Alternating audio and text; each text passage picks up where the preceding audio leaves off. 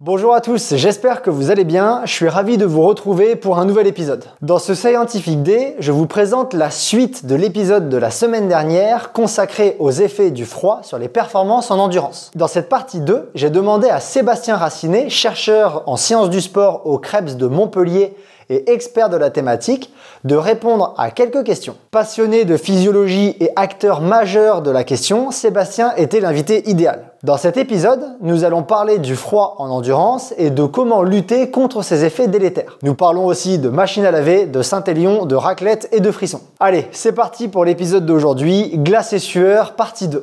Bonjour à tous, je suis ravi de vous retrouver pour cette partie 2 dédiée aux performances et à l'entraînement en endurance dans des conditions environnementales froides. Et aujourd'hui, on est dans la rencontre avec un expert en sciences du sport sur la thématique, à savoir Sébastien Racinet. Salut Sébastien. Bonjour Cyril, merci de m'inviter. Très plaisir de venir discuter des effets des conditions environnementales et spécifiquement du froid. Avec grand plaisir, il me semble que tu rentres à peine d'un séjour justement à récolter des données en conditions froides, c'est ça ? Exactement, pas plus tard que la semaine dernière, nous étions au sommet d'un glacier en Autriche à collecter des données sur l'équipe nationale de ski mountaineering d'Autriche. Ok, super. Donc on est en plein dans le cœur de la thématique. Alors tu vas voir que les exemples que je donne, moi les personnes qui m'écoutent sont un peu plus coureurs que skieurs d'alpinisme, mais en fait on va retrouver des parallèles intéressants. Sébastien, est-ce que tu peux te présenter et présenter tes thématiques de recherche aux auditeurs qui ne te connaissent probablement pas? Bonjour, donc je m'appelle Sébastien Racinet, je suis issu des sports d'endurance, triathlon à l'origine. J'ai un profil académique avec une thèse STAPS, mais cela fait bien longtemps que j'ai quitté le monde universitaire, étant donné que j'ai passé une vingtaine d'années à l'étranger, à travailler notamment dans un hôpital de médecine du sport, où j'étais responsable de toutes les questions de recherche, notamment sur les conditions environnementales. Et c'est des fonctions que j'occupe aujourd'hui au sein du Krebs de Montpellier et également au sein du Comité international olympique pour lequel je suis responsable des questions environnementales. Alors, pour placer le contexte, dans la partie 1 de l'épisode, je présentais les effets, en tout cas ce que la littérature pour l'instant, à ma connaissance, a montré des effets du froid sur les performances en endurance et sur l'entraînement et quelques recommandations. Et mon but ici, comme il y a certaines choses qui sont pas discutées dans les papiers ou qui sont pas très claires, c'était d'échanger avec toi pour éventuellement aller plus loin sur ce que la littérature a montré. Et comme toi, tu es en plein dedans, tu es certainement aux portes des connaissances scientifiques, tu vas peut-être pouvoir nous apporter un peu plus d'informations. La première chose que je voulais te poser comme question, la première chose en tout cas qui ressort de la littérature que j'ai lue, c'est que le froid, apparemment, surtout quand on parle de température inférieure à 10 degrés, quand on parle de vrai froid, donc quand on descend en dessous des 10 degrés à peu près, apparemment, il semble qu'il y ait une dégradation des performances en endurance à cause du froid. Est-ce que toi, tu saurais nous dire pourquoi, en fait? Qu'est-ce qui fait que on perd en performance en endurance quand on tombe sous les 10 degrés à peu près? Déjà, ce qui est intéressant de cet exemple-là, quand on parle de 10 degrés, c'est deux choses. Première chose, c'est que cela dépend du type de performance que l'on considère. La deuxième chose, et je vais y revenir dessus, c'est que 10 degrés, c'est déjà finalement en dessous des températures moyennes que l'on observe, que ce soit en France ou sur Terre, et de notre température de confort qui est plutôt dans les 20 à 22 degrés. Du coup, cela veut dire qu'en fait, les performances sont principalement dégradées quand on s'expose au chaud par rapport à notre température de base. Et finalement, avec l'exposition au froid en premier, pour les performances d'endurance, se retrouvent améliorées jusqu'à descendre à 10 degrés. En dessous de 10 degrés, par contre, on est sur le bas de cette courbe en U et de nouveau, les performances deviennent dégradées. Il y a deux mécanismes qui s'opposent. Le premier mécanisme, c'est que nous avons besoin de monter notre température. C'est pour ça que nous faisons un échauffement avec une compétition. L'objectif de l'échauffement est d'augmenter les températures, notamment les températures périphériques au niveau du muscle et des articulations. Augmenter les températures induit plusieurs bénéfices. Certaines ne sont pas dépendants de la température, entre guillemets, ce sont des bénéfices indirects, tels qu'une baisse des résistances mécaniques, une baisse de la viscosité, ainsi de suite. D'autres sont directement liés à la température. Par exemple, on sait que les enzymes ont une température de fonctionnement optimale qui est supérieure à notre température de repos. On a donc un objectif d'échauffement qui est d'augmenter notre température pour performer mieux, et ça, c'est principalement valide pour les disciplines de sprint. Donc, on dit 10 degrés, en vérité, pour le sprint, c'est bien des températures bien supérieures que la performance soit optimale. Par contre, quand on considère des disciplines d'endurance, on a un deuxième mécanisme qu'il faut prendre en compte, c'est nos besoins de thermorégulation. Lorsqu'on fait un exercice, on produit de la chaleur. Le rendement du coureur, c'est à peu près un quart. Un quart, ça veut dire quoi? ça veut dire que lorsqu'on fait un exercice, uniquement un quart de l'énergie que l'on consomme devient du mouvement. 3/4 de l'énergie deviennent de la chaleur. Si par exemple vous faites du vélo, que vous êtes en train de pédaler à 200 watts, en vérité vous consommez 800 watts d'énergie. Mais 600 watts deviennent de la chaleur et uniquement 200 watts se transforment en mouvement. Et du coup, cette chaleur produite, il faut l'éliminer de l'environnement. Et c'est là que l'environnement froid peut être bénéfique par rapport à l'environnement chaud qui lui était bénéfique de l'effet d'échauffement pour le sprint. Et donc, en fonction de la durée, on a un équilibre entre les bénéfices de l'échauffement et les bénéfices du froid qui va se décaler, qui va faire qu'on ait une température optimale différente pour différentes épreuves. Et comme tu l'as dit, pour le marathon, les records du monde, les meilleures performances s'observent généralement entre 11 et 13 degrés. Ah bah c'est exactement l'étude de... Donc je pense que c'est à celle-là que tu fais référence de Manzios et collaborateurs en 2021-2022. J'avais trouvé ça passionnant qu'on récupérait les données de 1200 courses et qui montrent que en fait, tu as exactement ce que tu viens de dire, cette courbe en U inversée, qui montre que tu as une zone optimale en marathon, par exemple, autour des 11-12 degrés, 11 et 13 degrés. Et au-delà et en dessous, ça se dégrade. Donc c'est super intéressant. Et je savais pas du tout qu'on avait un rendement aussi faible, entre guillemets. Donc super content de l'apprendre. Alors, cela paraît très faible quand on dit un quart, mais finalement, le rendement de l'être humain est à peu près le même que celui de n'importe quelle machine que nous sommes capables de construire. Que ce soit un frigo ou une machine à laver, la plupart des machines ont également un rendement d'environ un quart à un tiers, tout comme l'être humain. Bon, on n'est pas mieux qu'une machine à laver, du coup. Mais on n'est pas moins bien non plus. C'est vrai. Du coup, l'autre question que je me posais et qui semblait ressortir de la littérature, mais qui n'était pas claire, les auteurs soulignaient qu'il y avait quand même une absence de consensus sur ce point. Il semblerait qu'à faible intensité, donc je prends l'exemple par exemple de courses de longue distance, de trail, là typiquement il y a la Saint-Élion qui va bientôt se dérouler, et pour la plupart des coureurs qui courent la Saint-Élion, donc il fait 80 km, ce sera pas une course de haute intensité. Les intensités seront modérées, tu observes souvent des 140, 150 BPM de fréquence cardiaque moyenne, on va dire. Donc c'est de l'intensité basse à modérée. Il semblait qu'il y ait une diminution de la lipolyse, de l'efficacité de la lipolyse à température froide comparativement à température normale. C'est-à-dire que apparemment à température froide, la lipolyse contribue moins à produire de l'énergie que à température normale. Est-ce que on a plus d'informations là-dessus? Est-ce que c'est le cas? Pourquoi? Est-ce que toi, tu as un peu des choses à nous raconter là-dessus? Effectivement, l'intensité de l'exercice va être très, très importante dans cette considération, parce qu'en fait, ce qui se passe à intensité faible, c'est que nous avons un résidu des effets du froid au repos. C'est-à-dire qu'au repos, pour des besoins de thermorégulation, nous devons augmenter notre métabolisme pour produire de la chaleur. C'est pour cela que l'on frissonne. Et le mécanisme du frisson, et donc des contractions musculaires rapides et répétées, est un mécanisme qui se base sur un apport énergétique en glycogène ou en glucose. Et du coup, on augmente notre consommation à glycogène au repos avec l'effet du frisson. Et cet effet perdure à intensité faible, mais disparaît dès qu'on commence à prolonger l'exercice ou augmenter son intensité, parce que l'exercice lui-même produit de la chaleur, donc nous n'avons plus besoin de thermoréguler par le frisson. Donc cet effet, effectivement, disparaît à intensité plus élevée. Donc il peut se retrouver à des intensités très faibles, mais normalement, c'est une différence qui disparaît rapidement au cours de l'exercice, que ce soit avec la durée ou avec l'intensité d'exercice. Et du coup, c'est pas vraiment que la lipolyse est moins efficace, c'est juste qu'en proportion, on a augmenté notre consommation à glycogène à cause du frisson. Donc en proportion, la lipolyse devient plus faible. C'est pas forcément une diminution de la lipolyse, mais c'est en tout cas une augmentation de la glycolyse à cause, par exemple, du frisson. Voilà. C'est super intéressant. Il y avait des hypothèses qui étaient avancées, qui n'étaient pas confirmées, mais les auteurs discutaient de, par exemple, moins de bonne disponibilité des lipides mais en fait, c'est peut-être pas forcément ça. C'est peut-être juste la glycolyse. Et effectivement, on a beaucoup de choses qui sont encore au niveau de l'hypothèse là-dedans, tout simplement pour la bonne raison que c'est très peu étudié, parce que c'est un problème finalement mineur qui disparaît de lui-même à l'exercice. Donc c'est pour ça que finalement c'est une question qui est peu étudiée. Généralement, les domaines d'études se concentrent sur les problématiques de santé, donc par exemple avec les risques d'hypothermie, mais l'athlète normalement n'est pas à risque d'hypothermie. Je dis normalement, on y reviendra dessus parce qu'il existe des cas, et tu as peut-être entendu parler en 2021 du drame qu'il y a eu sur un ultra-trail en Chine avec 21 morts sur une épreuve en ambiance froide.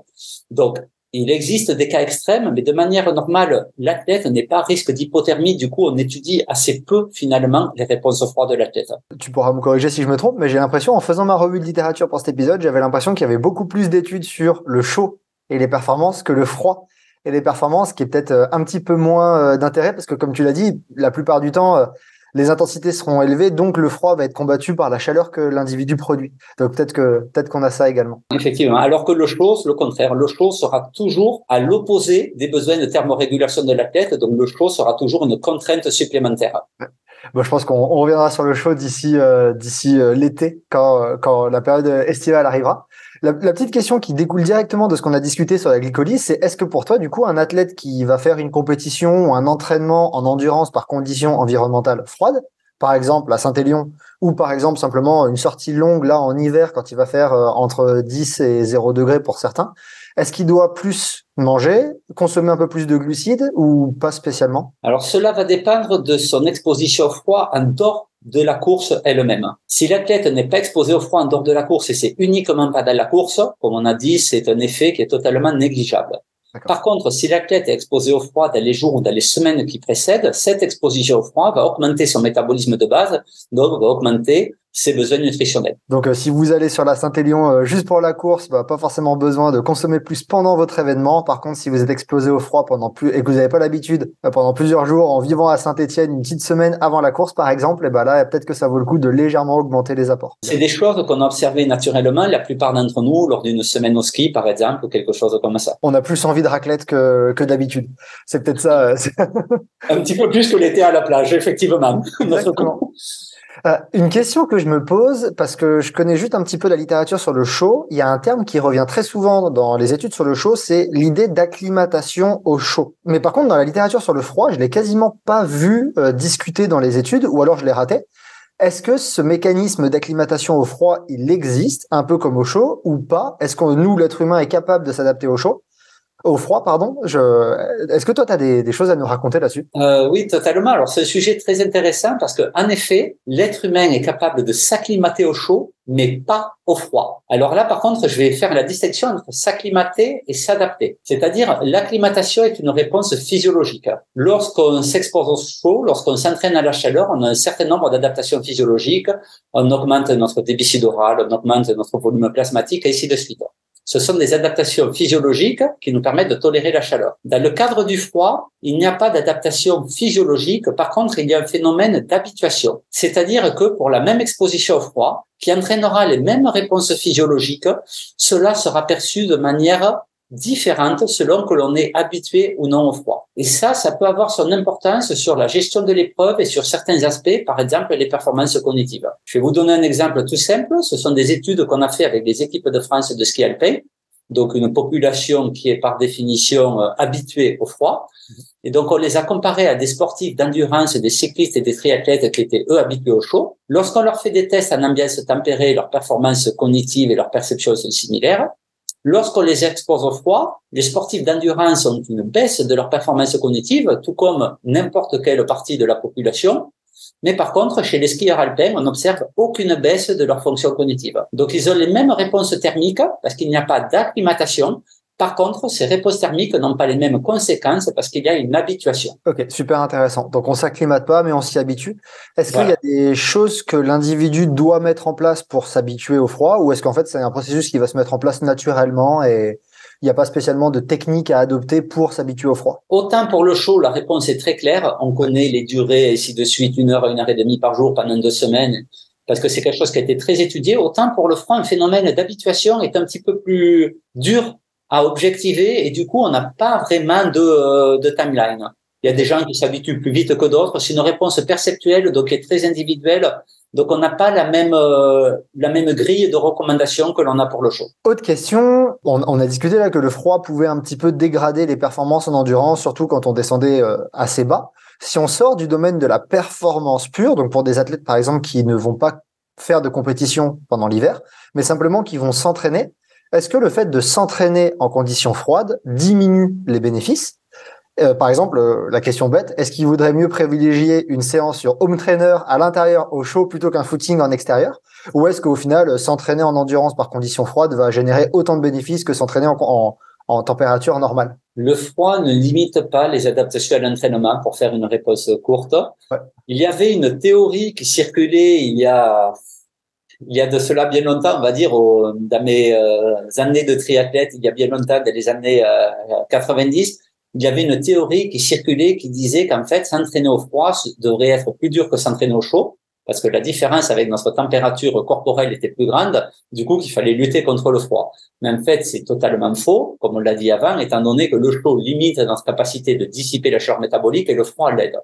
Okay. Donc en fait, le froid ne limite absolument pas la capacité d'entraînement, ne limite pas non plus nos adaptations à l'entraînement, et j'irai même plus loin, le froid ne limite pas non plus notre capacité à s'adapter au chaud et vice versa. C'est notamment des études qui ont été faites par les militaires dans les années 60, où ils ont exposé certains militaires au froid le matin, au chaud l'après-midi, pour voir si le fait d'être exposé à deux environnements opposés limitait les adaptations à chacun de ces environnements, et en fait, absolument pas. Être exposé au froid en plus du chaud ou au chaud en plus du froid ne change rien aux adaptations. Okay, super intéressant. Là de suite, la Saint-Élion, comme je l'ai dit, approche, mais c'est pas la seule course qui se passe en hiver. Hein. On a également le Red Light Winter Festival qui est un peu connu, le Trail du Bélier Blanc. Bref, il y a quelques compétitions de trail et de course à pied qui sont des trails blancs en fait, qui se passent en conditions hivernales et en dessous, autour de 0 degré, voire en dessous. Est-ce que toi, tu aurais des recommandations à faire pour les coureuses et coureurs qui vont prendre part à ces courses-là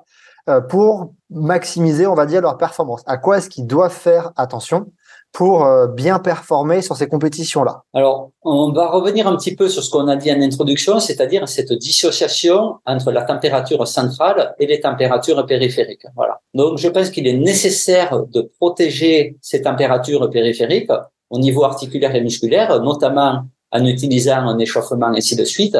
Par contre, il est aussi nécessaire de permettre l'élimination de la chaleur que l'on va produire pendant l'épreuve elle-même. Et du coup, ça veut dire qu'il faut trouver un équilibre, par exemple, sur l'habillement. Si on ne s'habille pas assez, cela sera négatif pour la température périphérique. Mais si on s'habille trop, cela sera négatif pour l'élimination de la chaleur. Et ça, c'est pour vous donner rapidement le type de mesure que l'on a fait la semaine dernière en ski de randonnée sur les équipes nationales d'Autriche. C'est que malgré un habillement minimaliste, des combinaisons de course qui sont extrêmement fines, et malgré les températures où on était dans les moins 10 degrés, ils augmentent leur température centrale de manière très importante parce qu'ils produisent beaucoup de chaleur métabolique. Du coup, ma recommandation, elle est avoir un échauffement adapté aux conditions environnementales et à l'intensité de l'épreuve. Donc, notamment, si c'est un départ rapide, il faut avoir un échauffement un petit peu plus poussé. Si c'est un départ lent, mais dans ce cas, l'échauffement est beaucoup moins important parce que finalement, on va s'échauffer pendant la partie lente de la course. 2, adapter son habillement en ayant soit quelque chose qu'on puisse remettre et enlever selon les périodes de descente ou de montée, et dans tous les cas, quelque chose qui permette toujours qu'il soit respirant, pas quelque chose qui soit 100% imperméable. Si on a une couche imperméable, celle-ci doit être amovible. Parce que durant les phases de montée, il est important de pouvoir thermoréguler. Et après, dans les jours qui précèdent, de commencer à s'habituer au froid. Même si je n'ai pas donné de timeline en disant qu'il fallait un jour, une semaine, un mois ou un an, dans tous les cas, une habituation est toujours quelque chose qui débute, tout comme une acclimatation, quelque chose qui est progressif.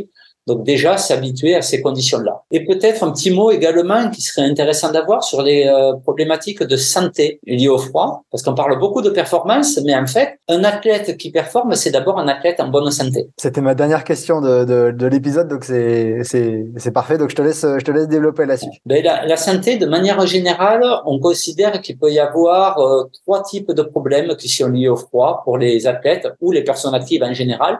C'est-à-dire que la problématique de l'athlète, c'est la même que celle du travailleur et que celle du militaire. Donc, pour les personnes actives en environnement froid, donc la première problématique à laquelle tout le monde pense, c'est l'hypothermie. L'hypothermie, c'est quoi? C'est une baisse de la température centrale. Normalement, ceci n'est pas un problème pour le coureur à pied. Parce que le coureur à pied produit de la chaleur, donc sa température centrale augmente, donc il n'est pas à risque d'hypothermie. On a observé des hypothermies dans certaines disciplines, par exemple, ça peut s'observer en natation, en nage en eau vive, parce que les échanges thermiques entre le corps humain et l'eau sont plus importants qu'avec l'air. Ça peut s'observer dans certains cas particuliers où on arrête de produire de la chaleur. Donc, par exemple, je dis que l'athlète, donc en course à pied, n'est pas à risque d'hypothermie, mais si par contre vous vous tordez la cheville au milieu du trail et que vous arrêtez de courir, là, vous devenez immédiatement à risque d'hypothermie. parce que vous arrêtez de produire de la chaleur et vous êtes exposé aux conditions froides, surtout si vous n'avez pas les vêtements de protection. Alors, je me permets juste, je te laisse continuer par la suite, mais il y a un autre exemple là qui peut être important par rapport à ce que tu dis sur l'hypothermie, c'est que depuis tout à l'heure, on parle de performance, par exemple, sur la Saint-Élion, donc de personnes qui vont courir les 80 km plutôt rapidement, imaginons en 9 heures, quelque chose comme ça, mais on oublie les personnes qui vont être, par exemple, dans les finishers, dans les barrières horaires, à la limite, qui sont autour des 14 heures et qui, elles, en fait, vont avoir des intensités beaucoup plus basses, donc qui, elles, sont peut-être plus à risque d'hypothermie que les personnes qu'on a citées précédemment qui vont en fait courir assez vite, c'est ça?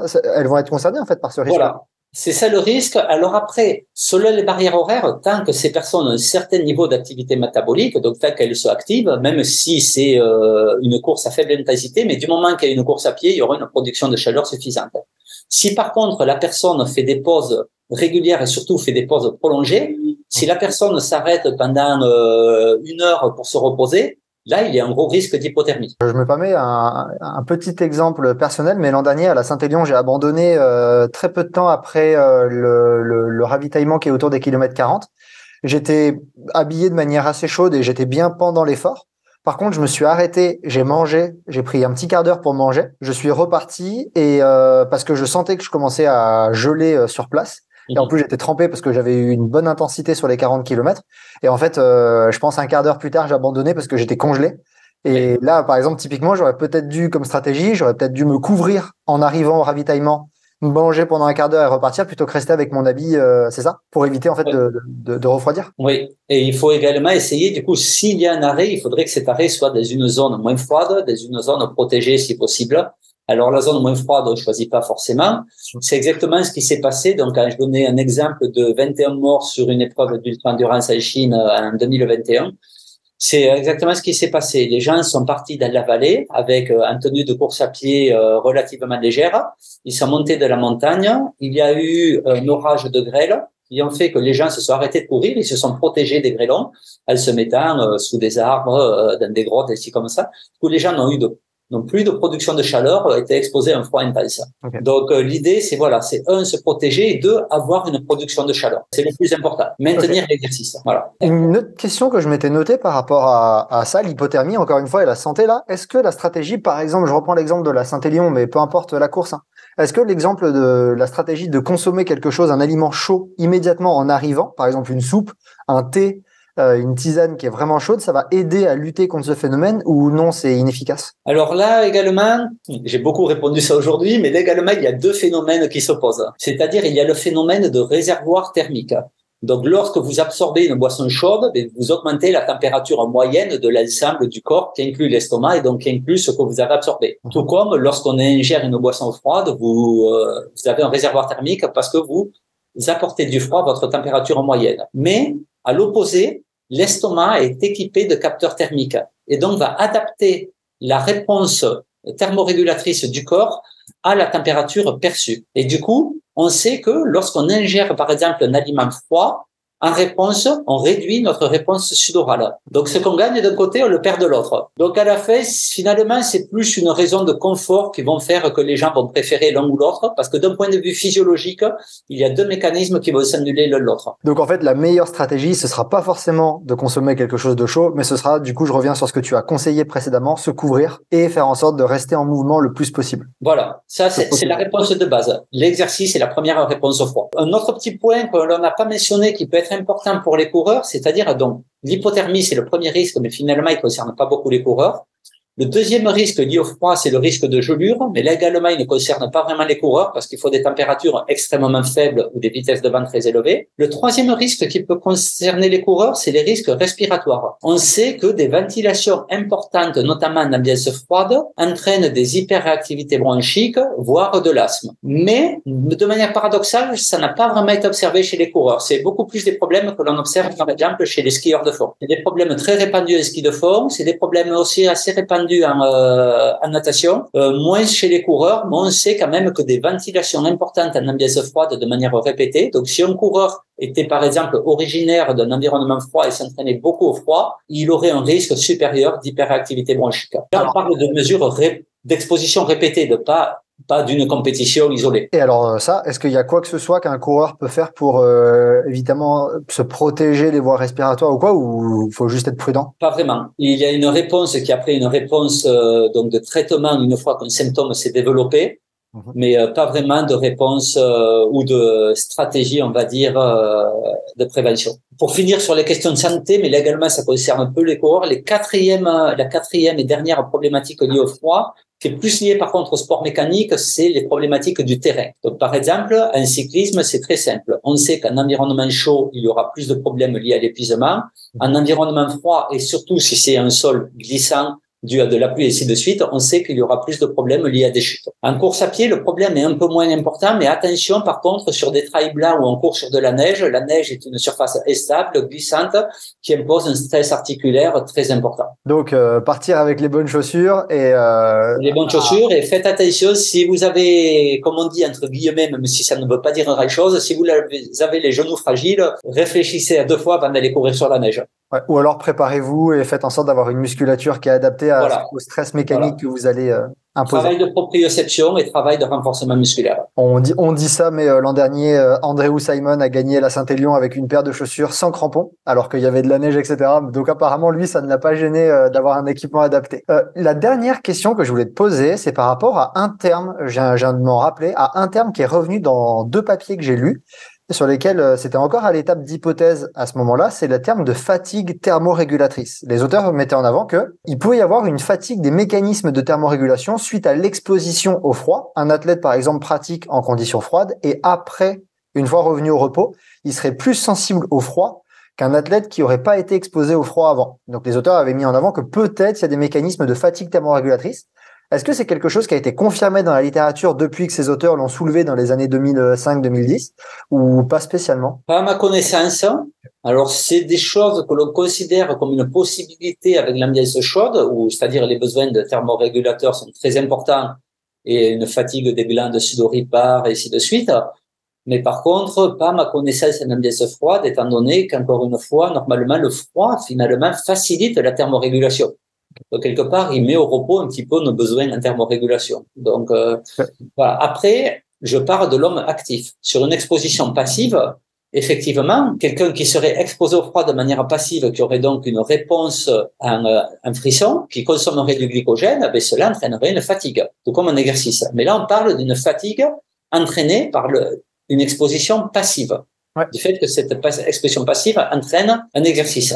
Ouais. Lors de l'exposition active, encore une fois, dans le cas du coureur, je ne pense pas que ce soit applicable. Eh ben, Sébastien, je te remercie énormément pour le temps que tu nous as accordé et pour ces explications qui sont super claires. En tout cas, moi, ça m'a aidé à mieux comprendre les relations qui peuvent exister entre le froid et la performance et les précautions qu'on doit prendre. Est-ce que toi, tu as des comptes où tu mets à jour tes activités scientifiques, par exemple Twitter, enfin X, je devrais dire, ou Instagram, ou quoi que ce soit, où on peut suivre un petit peu les travaux sur lesquels tu avances? Oui, alors vous pouvez me suivre sur Twitter avec @iphysiol, okay. I comme environnement, physiol comme physiologie, donc @iphysiol. Et à part ça, je n'ai pas encore créé ma chaîne YouTube, c'est plus un plan pour le futur, mais peu actif sur les réseaux sociaux pour le moment. Super. Eh ben, je mettrai le lien de iPhysiol vers X dans la description de cet épisode. Je te remercie encore une fois pour le temps que tu nous as accordé et je te dis à bientôt peut-être pour une nouvelle thématique de recherche. Avec plaisir. Merci.